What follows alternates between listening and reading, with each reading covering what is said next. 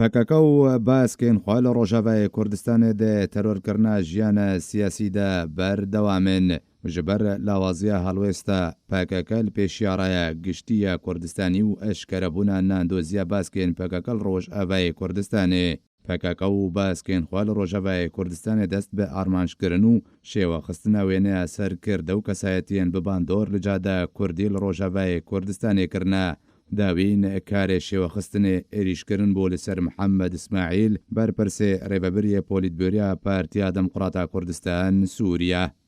باسکên پکک لە ڕۆژاوای کوردستان بێ تایبەتی قەسەدە و پێدە و یەپەکە ئەvە چەند ڕۆژن دەست بە هەڵمەتا شێوەخستنا وێنەیە محەممەد ئیسماعیلکردە تۆمەتێن دوور ژڕاستی ئاراستەکردە ئەو بێ تۆمەتێن هەری خراپ تۆمەتبارکردە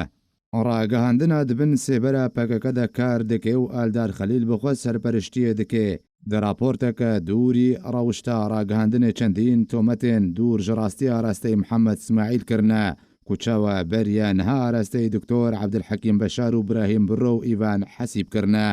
پەکەکە و باسکێن خۆڵ ڕۆژاوای کوردستانی بڤان تۆمەتان بفەرمی بریارە کوشتنا محەممەد ئیسماعیل ستاند و هەرگەفەکویانجی هەوڵەکش بۆی تەرۆرکردنا محەممەد ئیسماعیل وەرێدان فەرماندارێ قەسەدە و هەفەیمانیا ناودەوڵەتی و ئەمریکا پەیەدە بەرپرسیارند بەردە هەر تۆمەتێکە و پەکەکە و باسکێن خۆڵ ڕۆژاوای کوردستانی ئاراستەی محەممەد ئیسماعیلکردە بێ بەڵگە دەستگەها ئارکێت وێ راپۆرتێدا وێ چەندێ ئەشکەرە دکێ کوارمانجا پەکەکە و باسکێن وێل ڕۆژاوای کوردستانی ژاراستەکردە وان تۆمەتاندا چییە؟ باسکێن پەکەکەت راپۆرتا خۆدا دەبێژن و محەممەد ئیسماعیل زلامەیەکی استخباراتەیە بەتایبەتی زلامێ ئەنەکەسەیە کوتەڤایە خیانەتە ئەنەکەسە دکێ دڕیا محەممەد ئیسماعیل بەیە ڕاستیە تۆمەتە پەکەکە و باسکێن وێ و خیانەتە محەممەد ئیسماعیل و ئەنجومەنە نیشتمانیا کورد لە سووریەکردە ئەڤە دەنگێ کوردان گەهاندنە سەرمێزێن ناودەوڵەتی و نونەرێن ئەنەکەسە دو کۆمیتە دەستوریە سووریەدە و دەستەیە دانوستانکارە سووریەدە هەنە لەسەر ئاستە ناودەوڵەتی بەرەبانیت بەر کورداندا دەکەن و ئەو چەند لەسەر زارێ محەممەد ئیسماعیل هاتیە تەکەسکردن ئیرۆ ئەنجومەنە نیشتیمانی کوردی هەیە دانوستاندنێ ڕژێمێرەتکە ژێر چاودێریە ناودەوڵەتی یعنی ئاستێکی هەری بلندە قەضیا وڵاتێمە وەکو کورد تحميم حافلة دولية دا دانوستاندري دا تشد بيانا جنيف دا رياض دو دا تشد هيئات تفاوض دا لجنة دستوري دا تحميم مجالات دا نونري انجمن اجتماعي كردي وقضية كردي آماده لسر حميم ميزا دانوستاندري قف حمي آليين پيونديدار سوريا دا هفايا پیشکتنا که گل کی زورا و پیشکتنا که خورتش قضية ملت مرا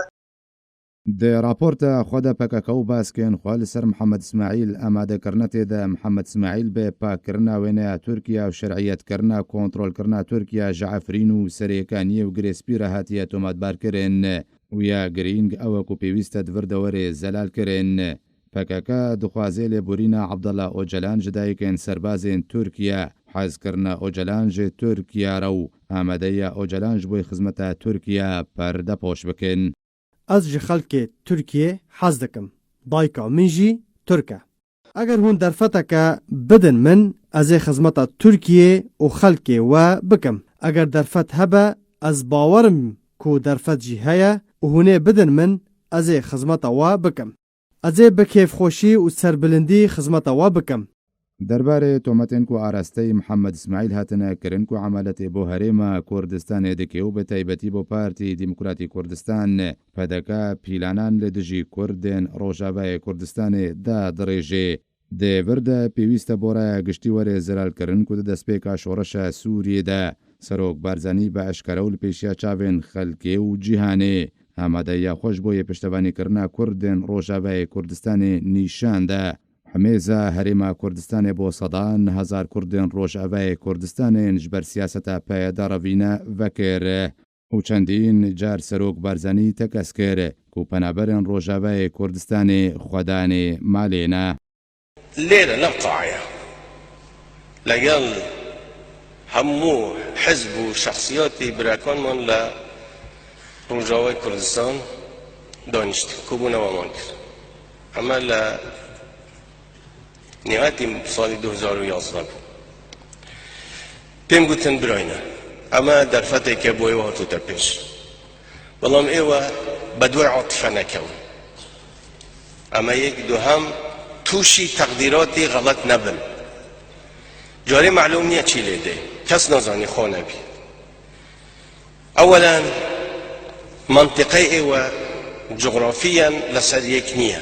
پچرا. اما یک دوهم نوچه ایوه نوچه یک نیه ولی شاخاوی بی اگر بو بشر و امانه بتوانن دفاعی که وک. سه ممکنه او خبرهشتان نبیدن جاری وضع ایوه اول نیه ایوه ده پیش هموشتک ایوه هیئتک شتک درست کن تمثیلی هموتان کد ایوه پیک ایوه بن اما مرجع ایمه حاضرین همو پشگیری اکتان کن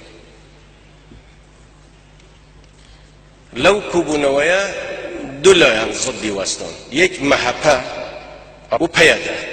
این باشه و عیب نکن لگل محپه جود تبن والله دو اوان شد هاتن ل 11 تموزی بار دیسا کوبونوی زنجیره کوبونوی جیش نوی که دسته بالا اوی پیان هیئه علیان درست کردو که همو پیک وابن اون باشه و پیک وابن نچن خودتان محتاجی درگاه هیچ حکومت نکن چتان دوی ورن من دفن دوی هەروەها پێدە و تەڤە باسکێن پەکەکەیان دن لە ڕۆژاوای کوردستانی دخوازندڕێ ئاراستەکردناوان تۆمەتانڕە ژبیرە کوردێن ڕۆژاوای کوردستانی بە بنک و سەرۆک بارزانی بوو فەرمان بێ پێشمەرگەین کوردستانی کرد و دنابە خاکە تورکیارە بچنە کوبانێ و بەرەبانیت بەردە بکەن ژە دەستێدا عشێ ڕزگار بکەن. هەروەها پێویستە وەرێ زەلالکردن و پەکەکە دخوازێن ناندۆزیە ڕێبەر و تەڤایە سەرکردەین پەکەکە بۆ تورکیا پەردەپۆش بکێ و ڕاستیان بەشێرێ دان پێدانا ڕێبەرێ خۆک و ئەو خزمەتکارێ تورکیایە و کارێ عەمالەتێ دکێ پەردەپۆش بکێ. قەت حەوجە ناکێ مرۆژ وی کاری وەک شێویان جی بڕەوێ. Ez nabijim wekû dewlet bibin beşek jê ji mara xizmetkariyê. Grupên PKK li Tirkiye amade ne ji bo xizmetkariyê û li Îranê jî grupên PKK amade ne ji bo xizmetkariyê. Tevaya cîhanê vî karî dike. Xizmetkaran divan mijaran de dide pêş. Li gorê pîvan û pêwerên Tirkiya şoreşger karê xizmetkariyê nake. Ji ber jê re tê gotin caş û xayîn. Lê min karê xizmetkariyê kir. Eger min re bêjin ku li Tirkiya me tirsî heye. Ez ê teviyê safî bikim. Bi tenê yek derdê min heye. Ew jî ji min re bêjin ku Apo baş kar dike, werkê xwe bi cê dike. پەکەکە و باسکێن خوا di berdewamiya raporta xwe de dibêjin ku Mihemed İsmaîl zilamê istixbarata rejêma Esed û ecendayên rejêmê bicî dike. Careke din pêwîst e werê zelalkirin ku PKK tevaya van hewlan didê taku lêdwan û danpêdanên serkirde û kadroyên PKKyên ku têde pêştevaniya rejêma Esed dikin bikine destkeft bo Kurdên Rojavayê Kurdistanê. Rejîm gerek ji bîr nekekî eger yepege ava nebûba û eger ne siyaseta rêveberiya xweser û xelkê Rojava bana rejîm niha nemabû û heta niha ev dewleta Tirk û ew îtîlafa û çeteyê bi Tirkiye ve girdayî Kurda û rêveberiya xweser sûcdar dikin dibe ne ji ava me rejîm bixistana. هەروەها پەکەکە دخوازی ڕاستیە هاتنە پەکەکە و باسکێن وێ بۆ ڕۆژاوای کوردستانی وندا بکێ ji ber PKK bi belge û berêkeftin li gel rejêma Esed hatiye Rojavayê Kurdistanê ji bo xizmetkirina rejêma Esed û parastina sînûr û armançkirina kesayetiyên bi bandorên Kurd. Herwiha di berdewamiya xizmetkirina rejêma Esed de û beriya çend mehekê demakuhekan fîdan serokê mîta Tirkiye û Elî Memlûk serokê istixbarata rejêma Esed civîn li darxistin. Salih Muslim got ku ji ber xebat û siyaseta me Tirkiye neçar bûye xwe bavêje bextê rejêma Esed de û pêre li hevwerê. Ku Sûrî vî tiştî bike mano xwe pêçê xwe çavê xwe dike. Ji ber êhana ku hîro Sûrî yanî Tirkî îjbar kirî ku were li ber Sûriyê bisekine kî ye? Têkoşînê Melbê dere ye. Têkoşînê me îro dewletê Tirkiye dixwaze têkoşînê siyasî be, diplomasî be, êl ser erdê be, hîştiyê ku ew ê mehtaj kirî were ji Sûriyê. Ku Sûriyê vê bike ve mano xwe dev ji ew hêzê hana ku jê re bûyî hêz Sûrî qewîn kirî ku hîştî Erdogan were li ber